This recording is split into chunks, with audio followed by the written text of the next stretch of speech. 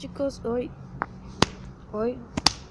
les voy a traer un unboxing de este cubo, que la verdad no me acuerdo la marca, pero son 2x2, ¿sí? Tiene como tan chino. Bueno, vamos a abrirlo. Siempre rompo las cosas cuando las abro de ahí, así que la abriré de aquí. Ábrete. Así que yo sí guardo la caja, por eso la abro de aquí abajo. Aquí está. Mira, pues gira bien.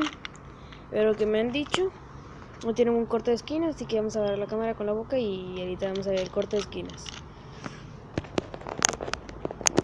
Bueno, aquí está. Corte de esquinas por arriba, casi nada. Y por abajo, nada.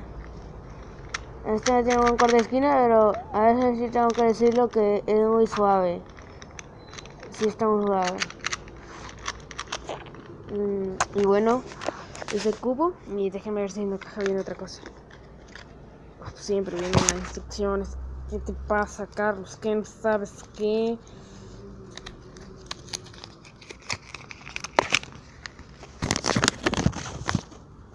Te viene de lo de R, R', L, L', B, B', D, D', F, F', y U, U', que los minutos que tienen que ser, los pasos para armarlo y basura.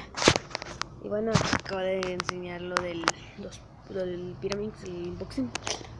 Y bueno, esto es todo por hoy, chicos. Solamente quería decirles esto y hasta la próxima. Adiós.